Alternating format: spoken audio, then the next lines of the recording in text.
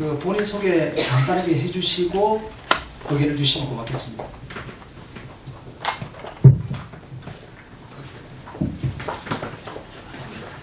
반갑습니다. 저는 원교 마을에서 온 배정경이라고 합니다.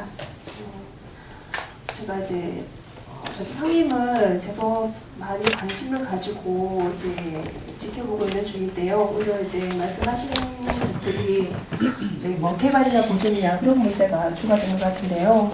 저는 이제 큰 플랜은 먼저 정해야 된다고 봅니다. 물론 의원님들 말씀하셨는데 물론 금감집 어흥님 말대로 이거를 개발을 할 것이냐 아니면 보존을 할 것이냐에 대한 그런 토론회 장을 만들어서 그 큰 틀을 우선 마련을 해놓고 그 안에서 지금 방금 얘기가 나온 여러 가지 시설물에 대한 그런 것들이 정립이 돼야 된다고 봅니다. 왜냐하면 이게 이제 지방자치단체다 보니까는 단체장과 또 그 위에 계신 여러분들의 이제 의견에 의해 가지고 좌지우지되는 경우를 제가 굉장히 많이 봤는데요. 방금 나온 산쪽의 문제나 옴므로새의 문제만이 아니고요. 몇 해 전에 어떤 일이 있었냐면은 가뭄이 들어서 비가 오면은 낙엽이 그 비를 흡수하기 때문에 낙엽을 걷어내야 된다 해가지고 상림에 있는 낙엽들을 다 걷어낸 경우가 있었습니다. 그리고 나서 또 이제 영양분이 없어서 거름을 줘야 된다 해가지고 상림 전체에다가 거름을 뿌린 적도 있고요. 그리고 또 가뭄이 들어서 물을 줘야 되니까 소방 호스를 연결해가지고 지금 현재 그 시설물들이 조금 이제 외관이 좋지 않게 지금 이제 나와 있는 경우가 있습니다. 그래서 이러한 것들이 과연 국민의 의견이라든지 상림을 사랑하는 사람들의 의견이 모아져서 된 거라기보다는 위에 계신 분들의 관계자분들의 결정에 의해서 이런 것들이 이루어졌다고 봅니다. 아마 추갑철 교수님께서도 이 얘기 들으시면 조금 놀라셨을 텐데요. 그런 일들이 사실 많이 일어났어요. 그래서 산쪽과 옴므로새 문제만이 아니고 지금 현재도 그런 일들이 일어나기 때문에 그런 것들을 할 때 좀 의견을 좀 고해서 웬만하면 좀 보존할 것인지 개발인지 그런 틀에서 이런 것들이 진행이 된다면 더 좋을 것 같고, 또 방금 이제 산쪽 얘기가 나오니까 산쪽을 심는 건 어떻겠냐라고 얘기가 나오는데요.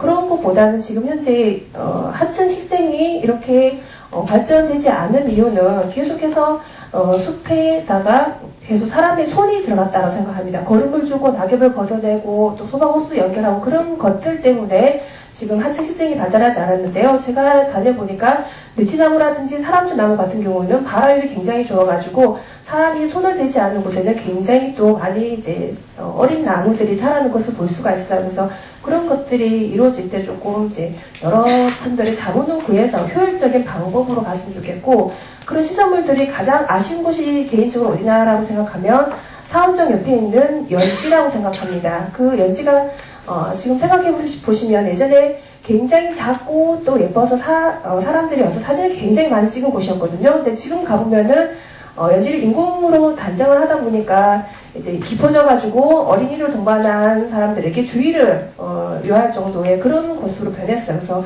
그런 시설물들이 큰 틀이 세워진다면은 조금 더 효율적으로 세워지고 또 상임이 조금 더 아름다워지지 않을까라고 생각합니다. 아까 제가 말씀드렸잖아요. 그 드러낼 적에 사실은 조심스럽게 드러내줘야 되고, 옆에 있는 수종 나무들의 그 뿌리가 훼손이 안 돼야 돼요. 왜냐하면 나무라는 것은 숨을 쉴 수 있는 그 기관이, 그 호흡을 할 수 있는 기관이 지상에서 지하로 10cm 범위 내에 95%가 있습니다.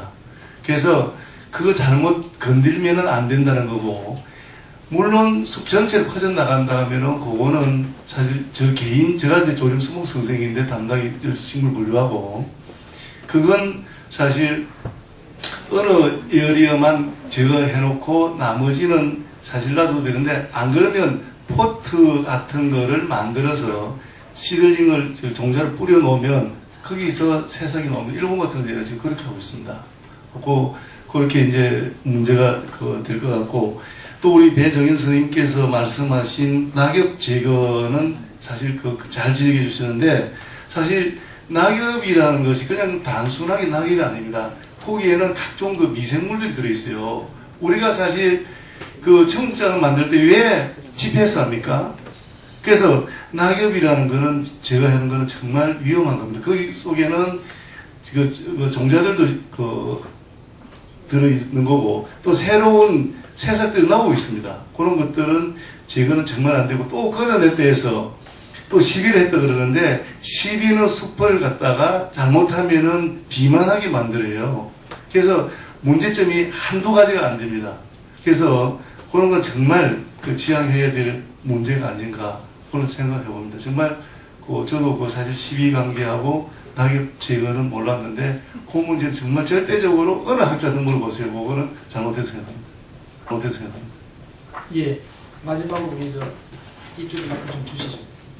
네, 오늘 너무 상림을 주제로 이렇게 열띤 토론을 가버려서 너무 기쁘게 생각하고요.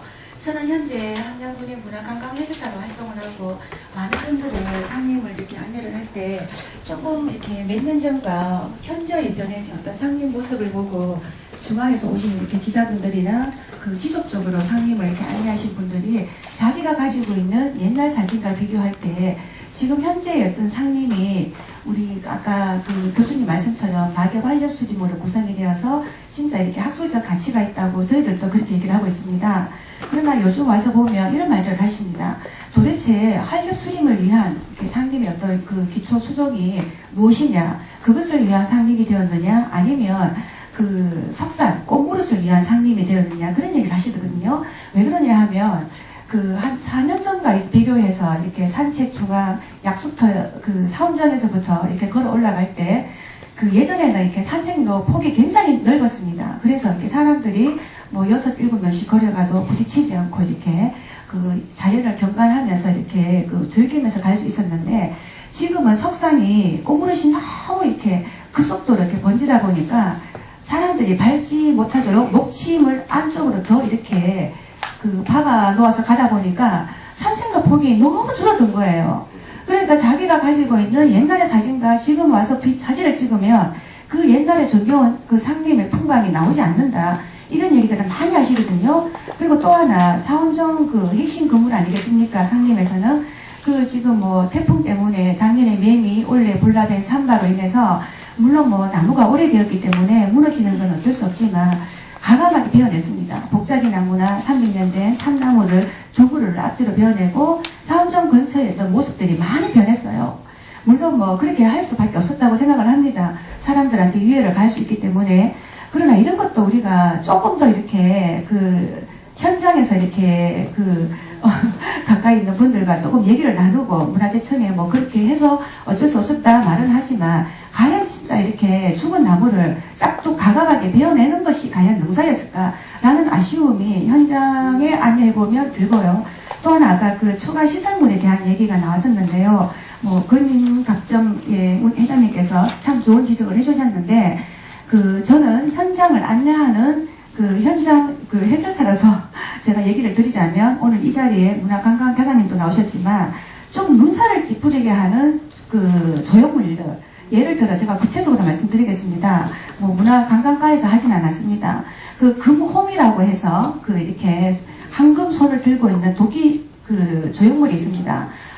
정말 그 관광객들이 오시면 도대체 이게 무엇이냐 함량의 멋진 스토리텔링을 가지고 있는데 이렇게 진짜 이렇게 볼성사나운 조형물을 과연 이렇게 배치하는 것이 맞을 것인가. 오늘 이 자리에 정말 열띤 토론이 이루어져서 너무 뿌듯하고 감사하게 생각하는데 진짜 여기 그 의장님도 나와 계시는데 과감하게 그 추가 시설물들을 딴 곳으로 빼내는 것이 상념을 더 돋보이게 하는 것이 아닐까라는 생각이 정말 듭니다. 용기를 내어서 진짜 제가 말씀을 드립니다. 감사합니다. 예.